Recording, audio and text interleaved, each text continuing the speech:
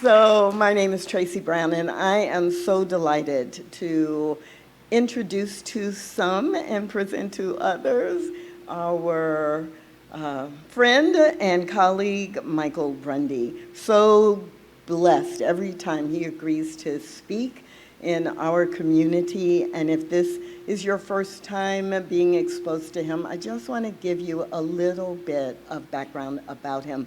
Here in the Centers for Spiritual Living organization in the CSLDallas community, of course, we know you don't have to be a licensed spiritual director or minister to speak, and he recognizes that he has a message that he brings forward both in word and in action. And you don't have to be a practitioner to practice these principles, and Michael is one of the people who we have seen over the years practice the principles in all aspects of his life. For example, in his career, he likes to tell you that, and he's very proud of having perfect attendance in the workplace for more than 30 years. But I would tell you that the things he doesn't often say is that in practicing the principles in the way he lives his life, he went from an individual contributor to an individual leader to a team leader to a manager. And yes, that was because of professional skill and expertise and education, but also from practicing showing up in the ways that we teach in science of mind. And not only was he a leader in his individual team, but he was a leader nationally of the Black Employee Network and was recognized by leaders at all levels as someone who could bring people together. In the community, Michael is really well known as a professional speaker and storyteller, and is very involved in storytelling events. And how many of you have heard him tell stories? You're going to hear him tell at least one story today, because he always does, and he is an excellent example of that. And also in the community, he is known for 50 years of leadership in his fraternity, Kappa Alpha Psi. So let's see if there's anything else. He's grinning back here like, shut up, Tracy. He's a fabulous son and brother and friend, and I should have asked him first, but it's too late now. I want you all to welcome his mother into our presence today. Mama Brundy, would you please stand up?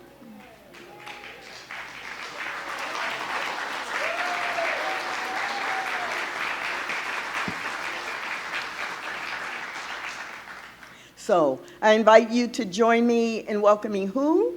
Michael. Say it again. Michael. One more time. I can't hear the people online. Michael J. Brundy.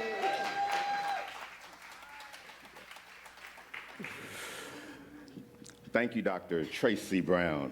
I like saying Dr. Tracy Brown. I'm really lucky and blessed today, one, because you just heard that my mom's in the audience. Along with her is my grandson, too, and that's kind of special to have both of them. I got a couple of fraternity brothers here also, so if you guys see some tall, good-looking black men that you're not used to seeing around here, those three guys, those are my frat brothers. So they're here, too. So glad that they're here, and one other thing, too, before I get started. We always get a chance as the speakers to say what kind of music we want before we speak, and I just wanted to hear Candy sing. I don't know if the song had anything to do with what I have to say or anything else. I just wanted to hear Candy sing. So those of you who don't know, she's a darn good professional singer. She has a new music video that just came out on July 15th. I encourage you to go to YouTube, go to her Facebook page, find it and see it, as well as the rest of the band. Especially for the guys who don't know, my brothers who don't know, we've got a heck of a band here. Not only Kirby, who's the leader, and Brad on the piano, but we've got the best jazz player, the best musician in Dallas, Jonathan, who plays bass. We've got a drummer who's a Grammy-winning winner, and that's Matt. So if you come here for nothing else, come here for the music, because you can't get better music without a 2-drink minimum anywhere else. So this is a cool thing. So Guys, normally you know that we would have Reverend Peacher, Reverend Karen, or Dr. Tracy up here speaking, and it's a little different when you get me to speak. With Dr. Peacher, you get a whole bunch of that, do you see, and she's a good teacher. And Reverend Karen's always be love, and Tracy, what's mine to do? And I don't look near as good as any of them, and I don't have the same kind of message. Mine's a lot different, so we're radically inclusive and all that, so we do things different around here. So Reverend Peacher asked me to speak, and when she asked me to speak, it happened to be a really, really good time in my life. I was doing a lot of speaking, I was doing a lot of storytelling, and she asked me if I could come and speak on July 24th. She was going to be out of town. And I immediately, of course, said yes, because anybody who gets a chance to come speak at CSL, it's one of the best places for New Thought people to come speak. So I wanted to speak. But then when she asked me, well, what would the topic be? Well, I just said off the top of my head, the difference is attitude. That's something that I had talked about before. It wasn't going to be hard. It wasn't going to be difficult. I figured I'd just look at a couple of videos that I did in the past, check out some recordings, read some notes, and get up there and wing it, and it would all be cool. And then something happened. I had that sacred disruption that we've been focusing on all month. And that, for me, that sacred disruption looked like this. It was two things. First, that's not who I am. I don't have to do anything. I'm just not that kind of person. So I know when I'm going to speak, when I'm going to tell stories, I'm going to do my best. And that means I might have to work at it, but I'm not just going to go wing it. That's just not who I am. So I had to change that. Then I went and actually listened to some of the recordings and looked at some of the videos that I had made in the past. And you know what? I was pretty damn good. And I really wasn't sure if I could replicate that. So I got a little scared then. And when you get scared and when you don't know what to do, then I've learned that it's really important that you sit with the question. I heard that if you sit with the question, then the answer will appear. So I just sat with the question. And the question was, okay, how does attitude make a difference in my life? How can attitude make a difference in other people's lives when we have inflation and wars and social injustice and all kinds of other things going on? How can we then, Ryan's back there trying to tell me something, so I'm going to pause and make sure I know what he's trying to tell me. Is this what you want me to do? You want me to get the clicker? That's it. That's it. That's it. I'm going to tell you guys far in advance, okay? Me and this clicker, we do not get along. I've got this clicker here just for you guys, okay? It's not for me, it's for you. And I know Tracy reminded me that some people are visual, so it's really important to have some visual. And I know that some of y'all like slides, so I've got some slides and some visual stuff just for you folks, okay? Not for me. So thank you, Ryan. Now, where was I? So what I know is that our attitude makes a difference. So when I went inside to ask that question, that's what kept coming back to me, that our attitude makes a difference. Whether we're dealing with global problems like the environment or climate change, whether we're dealing with social injustice and police brutality, whether we're dealing with, the kids just aren't acting right today. Whatever those things are, the difference is our attitude. And our attitude is like our vision. It's the way that we see ourselves. It's the way that we see others. It's the way that we see our world. And I just think that we're much better off when we see our world with a positive attitude. When you look on the bright side of life, when you see the glass as being half full versus half empty, that just seems to make a lot more sense to me. W. Clement Stone says it like this. He says there's very little difference in people, but that little difference makes a big difference. And that little difference is their attitude. And the big difference is whether it's positive or negative. It just works out better if you have a positive attitude and look on the bright side of life. Why wouldn't you? When you do that, that's when you begin to see God in everything. You begin to see the good in everything when you look on the bright side of life.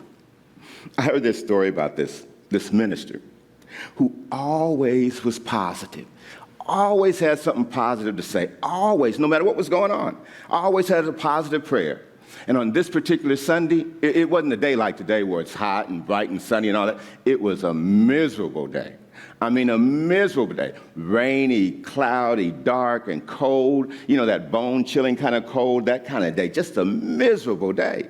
And one of those less positive, cynical congregants, they said, I wonder what the Rev is going to say about today.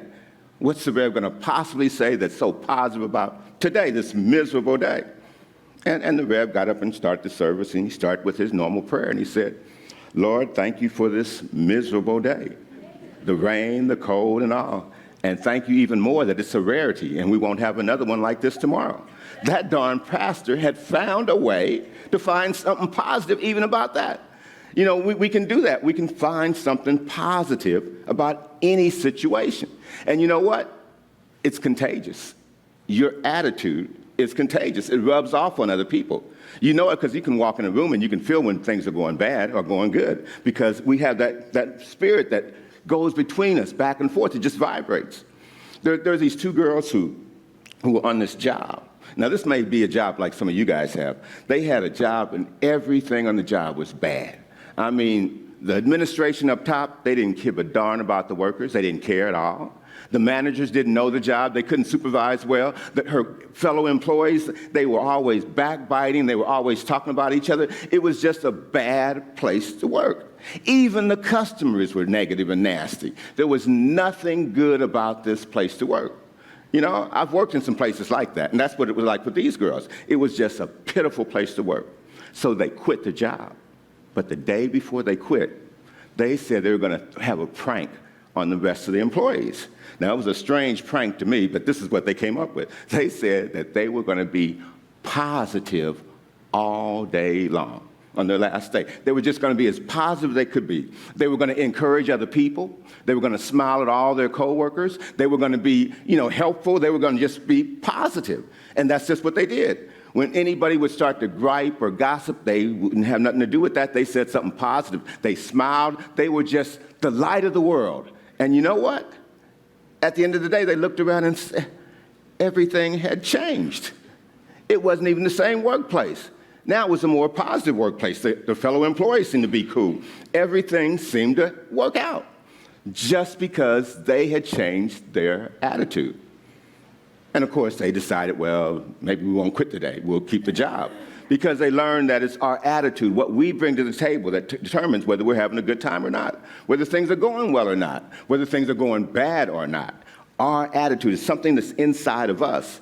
I call it that spirit that works inside of us. Whether we're enthusiastic or passionate, that's the spirit. Enthusiasm means, in Greek, it means entheos. It means God within. So when you're being enthusiastic, when you're being passionate, when you're being rah, rah, rah, that's God within expressing itself, coming out. That's how you can keep that positive attitude, by listening to that, by reacting to that, and having a positive attitude. Now for me, I've got my own special way of keeping my attitude. And I've used it for decades now. And I know that it works because it's worked for me and it's worked for other people. I call it my 4D method. Now, my 4D method is pretty simple. I've got a cute little name for it. I call it the D-attitudes. You like that? The D-attitudes. I made that one up myself, the D-attitudes, okay? Now, the D-attitudes are really pretty simple. It's simply decide, declare, do, and delight, okay?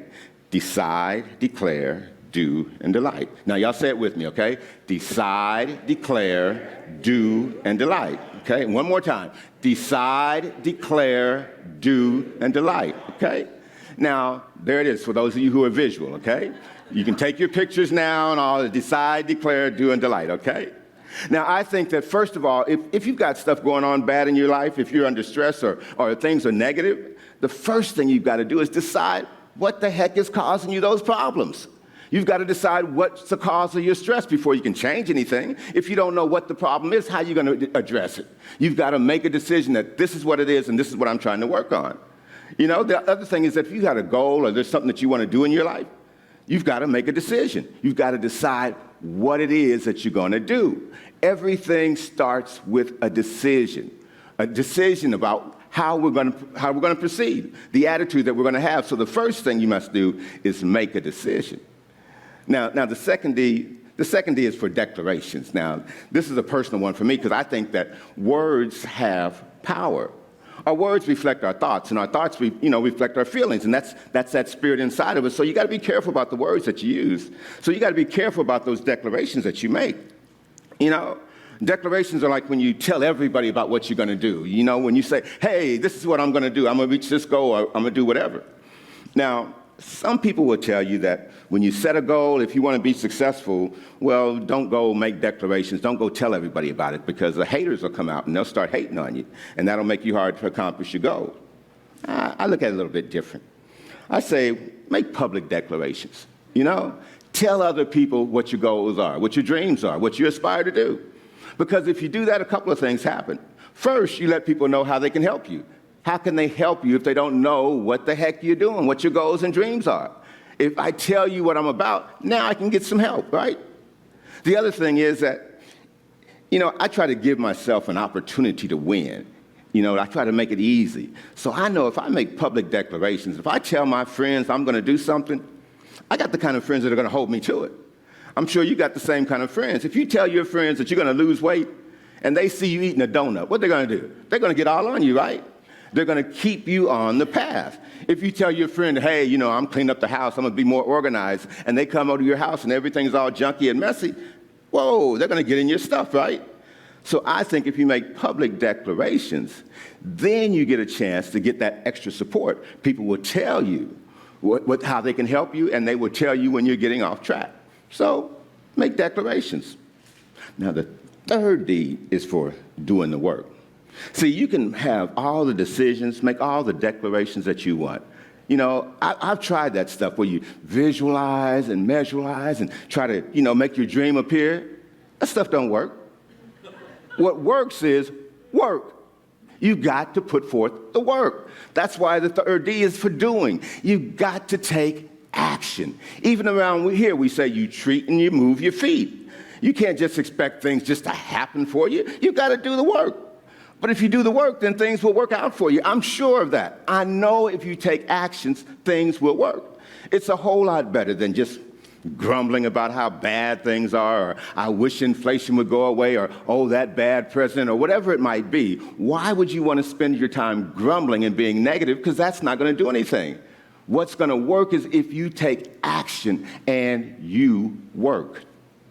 Now, I've got a friend in the men's circle. Now, this is going to be a shameless plug for the men's circle. Any of you guys Jeff can tell you about our men's circle. It's a great group. Well, I've got a friend in the men's circle named Carl Generous. And Carl Generous is right now in the swimming pool wishing that he was here. Okay? But his wife is going to go home and tell him I was talking about him. See, Carl is one of those who he really gets passionate about society, about things that are going on, politics, social things, social issues, whatever. I mean, he gets excited about that stuff. He's a little bit older than me, and he's trying to learn his way through some things, but he gets passionate when he gets upset about something. But he doesn't just wallow around and just be upset. He takes action. I've seen it. He goes, talks to his friends who may or may not agree with him. He'll put up signs in his yard saying Black Lives Matter. He does those kinds of things. He actually takes action. He writes letters to the editor, to the newspaper, and says this stuff is not right. That's a whole lot better than just sitting around grumbling and complaining about how bad things are. Carl, my friend, he takes action. Now, I told Carl that when I go jogging, I see about a half dozen Confederate flags when I go jogging in my neighborhood all the time. And when I told Carl that, Carl was appalled. I mean, he got really upset. Carl called me the next day and said, Michael, I just don't understand about these flags. He said, now, I can't run with you because I'm too old to run. He said, but what I'm going to do is I'm going to get a bunch of my friends, and we're going to all get together, and we're going to come out there, and we're going to support you, and we're going to march around the neighborhood in front of all those Confederate flags and let them people know that we're not down with that Confederate stuff. That's what he was going to do for me. He was going to go get a bunch of people, come to my neighborhood, and march and support me with all those Confederate flags. Now, that's what you call taking action. That's like doing something about it instead of just griping about it. Now, I didn't let Carl come out to my house and do that stuff. I ain't crazy. Once Carl leaves, I still got to live with my neighbors. So I had to find a much better way to deal with that than that. But I so appreciated that he was willing to do that kind of thing for me. He was willing to take action. And if things aren't going your way, then you've got to take some kind of action. I've got another friend from the men's circle who, he's not the first one that said this, but Randy Craig has a way of saying things in such a poignant way that it kind of sticks with you. And we were having a discussion about just how bad the world was and how much what could we change? How can little bitty me make a difference with climate change? How can I impact the environment? How can I have an impact and do something about those things? And Randy just said, it all starts with us. We change ourselves. That's how we change the world. If you want peace, then you need to be peaceful. So you just do those things. You can't eat an elephant all in one bite. You do your part. You do a little piece at a time. So if you have a problem with the environment, then you should be investing in solar panels. If you have a problem with the environment, then maybe you should be not throwing trash out the windows. If you want to see that change, then you have to be that change. And we can make changes in society. We complain about inflation, we complain about the environment, we complain about the social injustice in the world, but we can make changes. I've seen changes happen in my own life. There was a time when we would have on the news smog alerts for cities like LA and New York, and we would talk about how bad the smog was in those towns. There was a time when the Ohio River would catch on fire, Lake Erie would catch on fire, because we were that bad with pollution. We don't do that anymore. It used to be a part of the rites of passage for young boys to go out and burn the trash every evening. We don't do that anymore. We've decided as individuals and we've decided collectively that we're going to make a change. And we can do that. And to me, that's a good example of what we can do in all areas of life if we want to make a change. We start with ourselves. We do the little bit that we can, and that'll be contagious. And before you know it, the world would have changed. And when you make those changes, when you accomplish those goals, when you get that stuff done, that's when you get to the fourth D. And the fourth D is just to simply delight. Pat yourself on the back, say, oh, I did it, blah, blah, blah. Most folks don't do that. They go from one problem to the next problem. They don't take the time to acknowledge the fact that, hey, I made it. I accomplished this goal. I did what I set out to do. And when you do that, when you just go from one problem to the next, then you get kind of burnt out. Because the reality is you're either in a problem, you just left a problem, or you're headed for another problem. There's always going to be some problems, but you need to take that time where you learn, what did I learn that time? What could I have done differently? How can I change that? As well as, hey, I did a good job. You need to take that break so that you're ready for the next problem. That's the 4D method. Delight, okay? So the 4 Ds are decide, right? Declare, do, and delight. Now, for those of you who stuck with me on that one, you get the bonus, okay? There's a bonus one, okay? A bonus D. Now, this is my superpower, okay? And most folks don't. If you just did this, you could do away with all the other ones. It's just a matter of having discipline. Discipline is when you don't want to do it. You get up and do it anyway. Discipline is when you delay gratification. You don't get it right now, but you're going to get it later. Discipline for me is getting up and running every morning because I know that I'm going to feel better because I ran. And for me, it is just as difficult to get up and run as it is for anybody else. I hate to get out of bed in the morning when the sheets are nice and warm. But I know that I'm going to feel better about myself at the end of the day if I know that I've done that. So that's a part of my discipline. So if you really want things to go well in your life, practice that 4th D, that discipline, okay? Now, for some of you guys, that's going to be difficult to keep all these D's in your head. The 4D method and the bonus D, okay? Well, there's even a simpler way than that, okay? If you've got a problem, things are not going your way, you got a negative attitude, then just simply be grateful. Just practice a little gratitude, okay? If you're not grateful for what you already have, it's hard for you to get more any darn way. So just be grateful. Now, some of you I know are saying, well, I don't have a lot to be grateful for. Well, I've got some help for those of you like that. If you don't have anything to be grateful for, then just hold your breath for about 60 seconds. something will come to you, okay? Just hold your breath for a little while. You'll figure out something that you can be grateful for, okay? You'll be grateful for breathing. You know, right now, this morning, there are people on ventilators who would be glad to be able to breathe. There are people with pneumonia who are sick or have sinus problems or whatever else who would be glad to be able to breathe. So when you practice being grateful, then you start to see, well, you know, things ain't all that bad. You know, because I'm grateful that I can walk, that I can talk, that I can breathe, that I can eat, that things are going my way. Now, along with gratitude and all that, I also practice meditating and praying. Meditating is when I'm listening to God, and praying is when I'm talking to God. Now, really, I'm listening to myself and I'm talking to myself, but it's the same kind of thing to me. But that works. And on top of that, just self-development, trying to improve yourself. You want to have a good attitude? Make yourself better. Read more, research more, learn more, develop yourself. But the most important thing that I know that can affect your attitude, now, and I'll tell you how I learned this. I learned this from some old folks, some old ladies, okay? When I retired, it just didn't dawn on me that I was going to be in my 60s, and my parents and old folks were going to be in their 80s, and now I was going to have to take care of them. I never thought about that. But that's what ends up happening. I just didn't think that was going to be the case. But from doing that and taking care of older relatives, what I learned was that the most important thing going is your health. I don't care how much money you got. I don't care what titles you may have. If you don't have your health, none of that stuff will matter. None of those 4 Ds, none of that gratitude stuff will matter when you are sick and feeling bad. It is very hard to have a positive attitude when anything hurts. So take care of your health. Nothing is more important, okay? Nothing.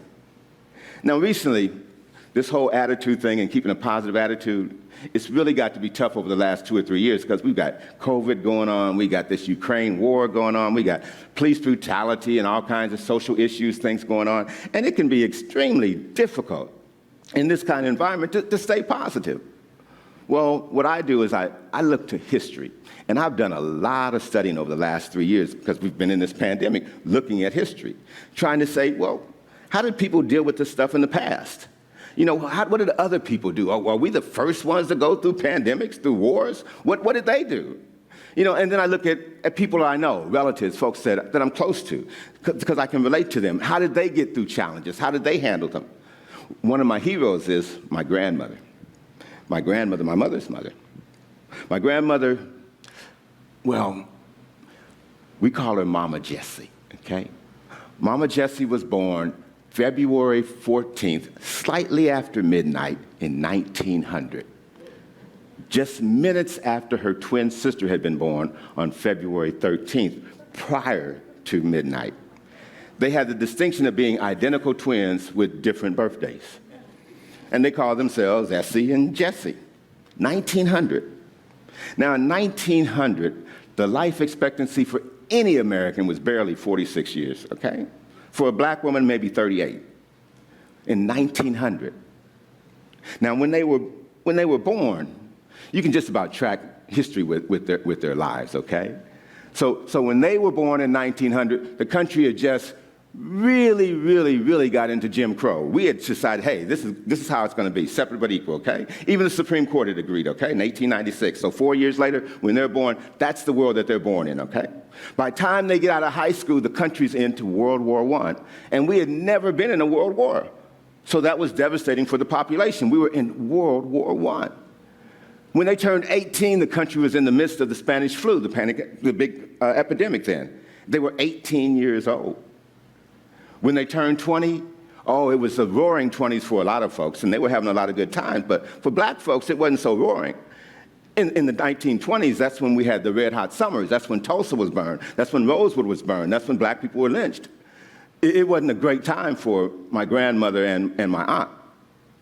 In the 30s, even before the 30s, when they turned 29, they saw the worst day in America when the stock market crashed. They spent their 30s raising children during the Depression. And by the time they hit their 40s, what was not supposed to ever happen again was happening. We were into World War II. Now, that wasn't even supposed to happen. And there it is all over again. In 1942, Aunt Essie died. Now, I didn't know Aunt Essie, okay?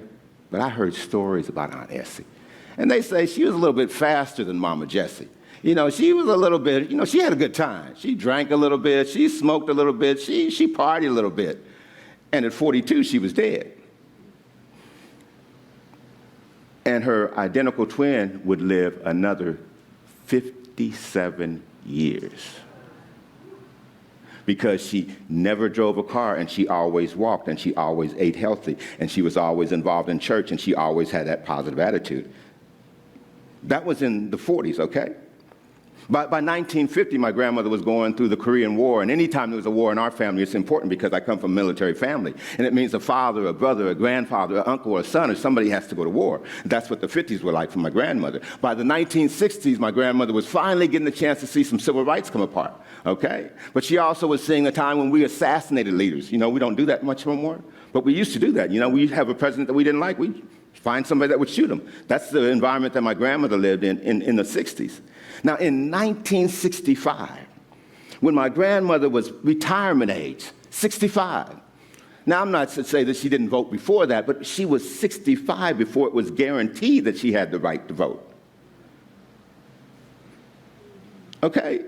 When she turned 70, she started to see, Watergate. She saw Vietnam. She saw the peace demonstrations. By the time she got to be 80, she had seen the right conservative revolution come all the way across the country and see Ronald Reagan, who she had known as an actor all of her life, get elected to be president. She lived long enough still to see the Clintons, to see the Bushes, all those become president. And she got a chance to see her friend, Colin Powell, become Secretary of State, as well as leading all the nation's armies in the war. Now, my grandmother during that same time, now she didn't just complain and just accept her spot either. My grandmother went from being a domestic servant and cleaning up other people's houses and cooking for other people to having her own catering business and being an independent businesswoman herself. She ended up having a business where she ended up serving generals, serving presidents, okay? Someone who had been a domestic worker. My grandmother lived to be 2 months short of 98. She lived to be 97 years old. But that was a result of that good living. And it may or may not be true, because who knows why people live or die. But I'd like to think that if I model my life after my grandmother's versus Aunt Essie's, I might get a chance to live a little bit longer. And so that's one of my examples. So when I have a bad attitude, looking at the people who've come before me and see how they've handled tough times, looking at the country that's been changing all this time and how we've handled that, when I look at those things, then I can find a way to be positive. Because if they can do it, if they can handle it, I'm sure I can handle it. It's just a matter of choice, me choosing to have a more positive attitude. I've got one more I want to tell you about. I've got this white friend who, this guy, he really, really loves the country, and he's really, really concerned about just how bad things are in the country and about whether he wasn't a Donald Trump fan, and he thinks that the country's going to hell in a handbasket and all that, and he just thinks that things are just so, so bad.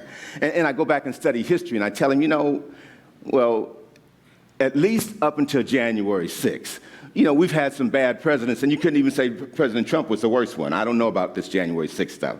But, we had 12 presidents who were slave owners. Hear me? 12. Out of the first 12, all but the Adams were slave owners.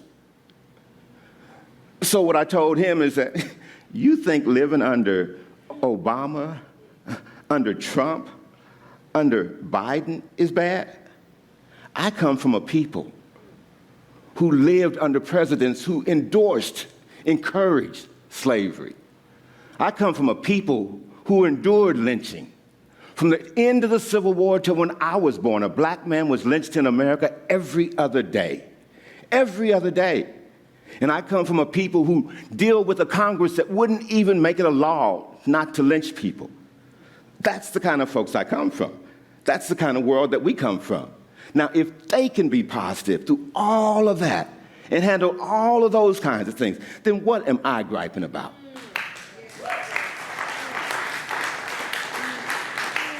They've proved that we can handle tough times. They've proved that we can make changes. They've showed us the way. And it begins with our attitude, how we see ourselves, how we see others, how we see our world. It's all about our attitude, okay? Now, I told you guys I was bad on these videos. This is for some of you other folks, okay? I know how church is, and this is a little bit different church for some folks. And if I'm going to be politically correct and say it the right way, house of worship is different. Well, some of you guys need to see some Bible verses, so this is just for y'all. It ain't for me, it's just for y'all. But I want you to know that it's not just positive speaking that I'm giving, not just a motivational talk. I don't care what religious group you go to or where you go, you'll find that everybody believes that it's important to have a positive attitude. Everybody believes that that's the way that you should live. You can find it in the Bible, the Torah, any of those books. That's what they will tell you. And they will tell you that we have a choice. We have a choice in the attitude that we're going to display that day. So one last quote, and you guys can read this along with me. But the longer that I've lived, the more I realize the impact that attitude has on life. Attitude to me is more important than the facts. It's more important than the past. It's more important than circumstances, education, more important than money. It's more important than circumstances, successes, or failure. It's more important than what other people think, say, or do. You know, it's something that can make or break a company, it can make or break a church, it can make or break a home. Your attitude, it can make or break you. The remarkable thing, though, is we have a choice every day regarding the attitude that we would choose to embrace for that day. We cannot change the past, we cannot change the inevitable, we can't change the fact that people are going to act in a certain way. The only thing we can do is play the one string we have, and that is our attitude.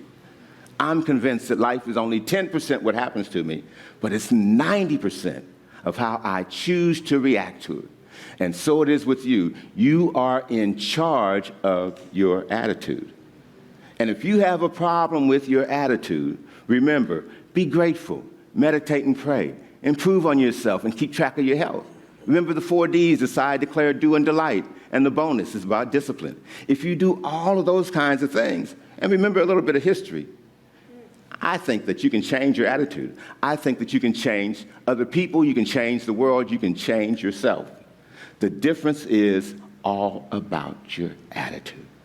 So remember this, folks, that if you change the way you look at things, the things you look at will change. Because in life, we will always be faced with a series of God-ordained opportunities, brilliantly disguised as problems and challenges. The difference will be your attitude. Thanks, folks. Have a great day.